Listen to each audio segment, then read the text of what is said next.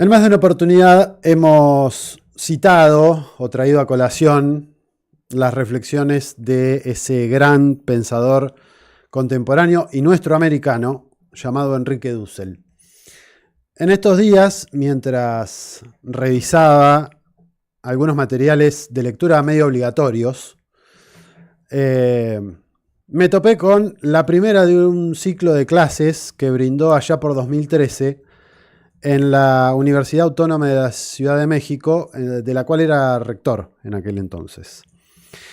En esta primera clase, este maestro aborda lo que a su entender es el concepto fundamental en la teoría marxista, o en la teoría de Marx en realidad, quien en su primer tesis va a decir la espiral de la vida, necesidad, valor de uso y consumo. Veamos, la primera distinción es en torno a la complejidad de la vida. Se calcula que aproximadamente hace 3.500 millones de años comenzaba la vida en este planeta. Una ameba, por ejemplo, un ser unicelular que termina siendo muchísimo más complejo que un montón de elementos que hay dentro de las infinidades de galaxias que pueden llegar a existir, dado que es un ser vivo. Tiene un dentro y tiene un fuera y tiene una membrana. Esta última es lo que distingue a los seres, a un ser viviente unicelular, incluso el menos de los complejos, de todos los demás objetos que no están vivos. Bueno, los sistemas económicos, según dice, son iguales. Tienen un adentro o un dentro, tienen un fuera, siempre resguardado por los ejércitos. Dussel afirma que la Coca-Cola llega hasta donde llegan los ejércitos para cuidar esas fronteras, ese adentro y ese afuera. La lógica de la frontera, sea de un país o un mercado, será esa membrana de ese ser unicelular.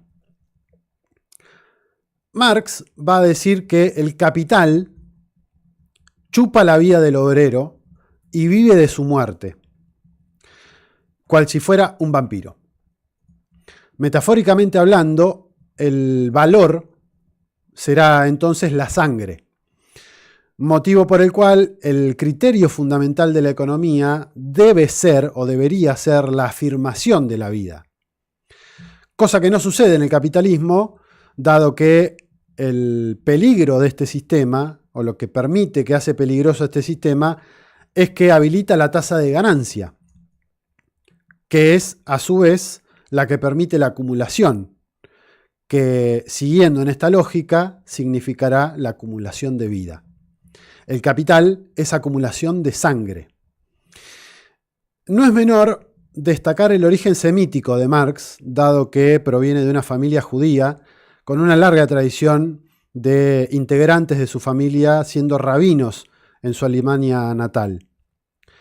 Utilizar partes del cuerpo para hablar metafóricamente de otras cosas es parte de ese lenguaje semítico, según comenta Dussel. Es por ello que Marx veía al capital como vasos comunicantes de sangre, porque para el pensamiento semítico la sangre era la vida. Un integrante de un pueblo originario podría asumir este pensamiento sin ningún tipo de problemas, dado por ejemplo que Marx no niega ninguno de sus mitos. Esa, según Dussel, fue una interpretación a posteriori del trabajo de Marx, realizada por ese mundo moderno, ilustrado y europeo, que negó tanto la religión como las culturas de otras latitudes, sean de África, de Asia o de América Latina. Este filósofo y teólogo argentino sostiene que un originario está más cerca de Marx que un europeo, porque al final de cuentas también cree que detrás de todo lo que está es la vida. La metafísica de Marx, según Dussel, es una metafísica vitalista, pero vitalista de izquierda, no nos gusta mucho el concepto izquierda-derecha, pero como para que se entienda, no como el nazismo, que también es vitalista, pero de derecha, si queremos ponerle. La vida es sangre. Es la última referencia de la economía. Bajo el capitalismo estamos inmolados porque la gente se muere de sufrimiento, se muere de pobreza. El criterio no es la vida, sino la acumulación de algo abstracto y formal en manos de un grupo cada vez menor, mientras al mismo tiempo se expande el sufrimiento del resto de la humanidad. Pero la vida, dice Dussel, es entrópica. ¿Y qué significa que algo sea entrópico? ¿Qué es la entropía? Más allá de que puede resultar complejo, Dussel dice que es bastante sencillo. Es que algo se transforma de útil en inútil. Y si bien pone varios ejemplos, quizás sirve uno bastante simple y significativo. Un alimento, como una fruta, por ejemplo, o el pan. Es útil porque nos brinda determinadas sustancias que necesita nuestro cuerpo para generar energía. Los residuos, como las cáscaras, la semilla o incluso los residuos humanos, podrían reutilizarse, por ejemplo, para fertilizar la tierra o para alguna otra cosa, pero llega un momento en ese desarrollo de la vida en el que ese residuo se convierte en inútil. En el trabajo de Marx, la vida es el fin, es el último referente, incluso hasta en términos ontológicos. A diferencia de lo que creía Descartes, el ser no es solamente pienso, luego existo, pues eso termina siendo una abstracción. Una piedra también existe, sin embargo no vive, no piensa. Lo vivo es reducido, es poco. Es una pequeña epidermis vulnerable dentro de un sistema, diría Dussel. Que además cita, y esto nos parecía interesante, al filósofo africano de lo que hoy sería la actual República Centroafricana, Eboussi Boulaga, quien afirma que la frase de Descartes, yo pienso, luego soy, era el asesinato del yo danzo, luego vivo. En África, la danza no es solo mover el cuerpo, es hacerlo con un libreto, es porque se danzan mitos, que son comprensiones de la existencia. Pasan días danzando o pasaban días danzando porque tenían que armonizar el universo. Por eso la danza es la existencia humana, dirá Dussel. Y al igual que sucede con las comunidades de aquí de nuestra América o de otros lugares, los originarios tienen ese sentido de la comunidad, de lo colectivo, saben lo que son y saben usar el nosotros. El ser humano, como veníamos relatando, es un ser vivo. Pero como también decíamos, la vida es un fenómeno que aumenta la entropía.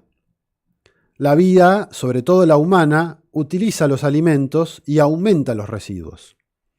Bueno, el capitalismo significó para la historia de este planeta el aumento geométricamente sideral de ese proceso entrópico. Se está devastando al planeta y no hay quien esté, parece, dispuesto a frenar esa locura. Pensemos en cualquier mandatario que se niegue a firmar un acuerdo de, por ejemplo, protección ambiental bajo el pretexto de que eso implicaría poner en crisis a la economía de su país. Pongamos el nombre que queramos. Puede aplicarse en el caso incluso de hidrocarburos o en la falta de exigencias o de controles a cómo se produce, a los incluso desechos que se vierten en mares y ríos, aspectos que cada vez más aceleradamente están llevando a este planeta a un suicidio colectivo. Dussel señala que para Marx el criterio fundamental será la vida, porque los seres vivos somos los únicos seres necesitados. ¿Qué significa esto? Que en nuestra materialidad consumimos continuamente energía y materia. Por eso, la relación de la comunidad o del sujeto con la naturaleza, la primera, no existe en abstracto. Los pueblos originarios la llamaban terra mater o madre tierra. Constituimos a esa naturaleza como una mediación para la posibilidad de supervivencia. Y por eso la primera relación de la comunidad o del sujeto con la naturaleza es el comer.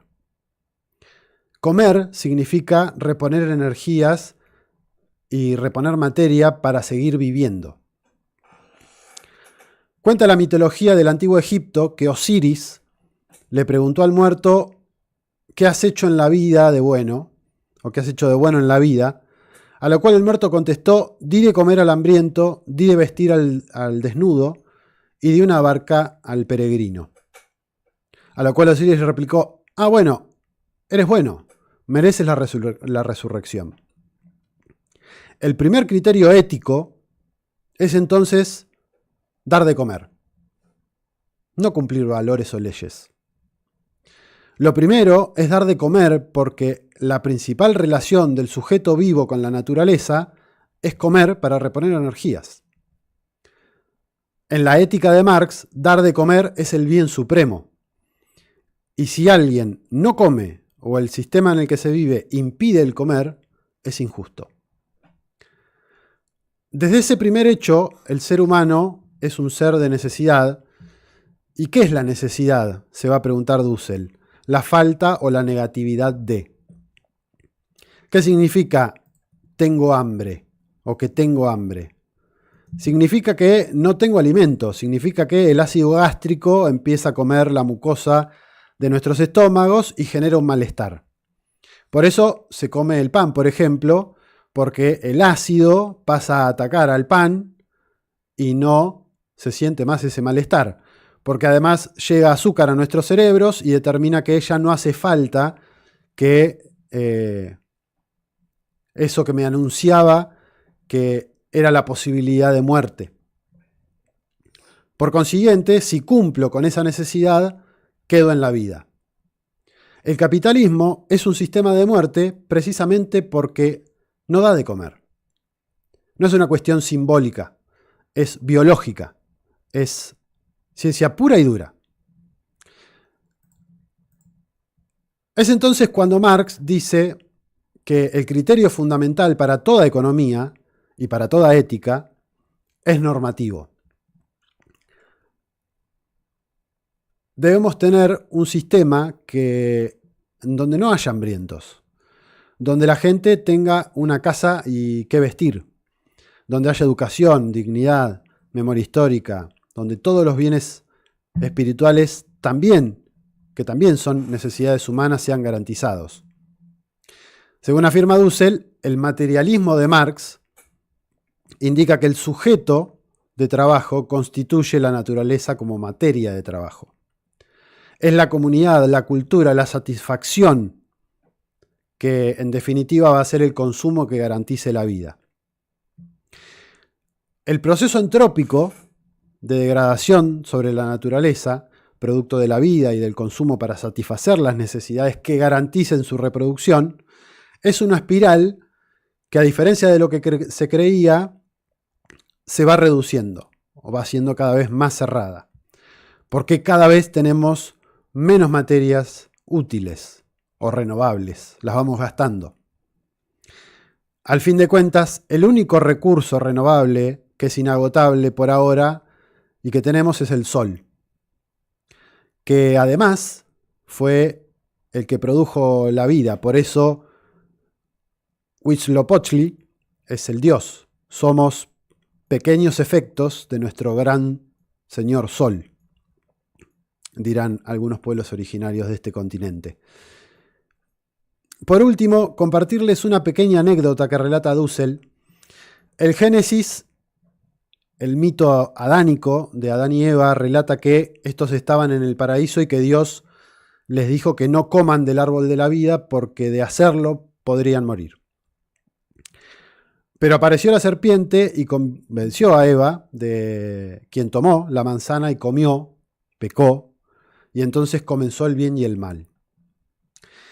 Según señala este gran pensador argentino que vivió durante mucho tiempo, hasta sus últimos días en México, un amigo suyo, también catedrático, chileno, realizó una interpretación distinta.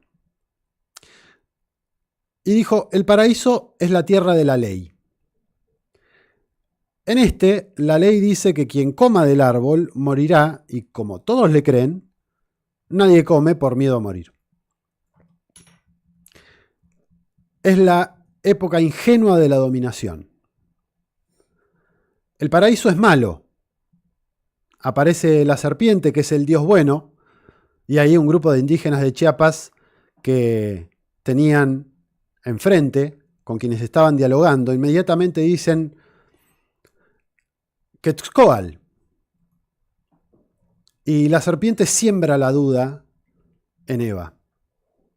¿Realmente comer la manzana de ese árbol de la vida le iba a producir la muerte? Y está desafiando la ley, come de la manzana, adquiere el principio de distinción entre el bien y el mal, pero no muere. En conclusión, Eva fue la liberadora del paraíso y no la primera pecadora. Fue la que comenzó la revolución contra la ley de un paraíso que exigía que no se comiera porque quien lo hiciera moriría, lo cual era una gran mentira. Miren el valor que puede llegar a tener y la implicancia que tiene poder interpretar un mito al revés. Tenemos que desaprender, releer y volver a aprender a Marx. Pero como dice Dussel, queridos estudiantes, destétense. Hay que dejar la teta de mamá Europa. Destétense.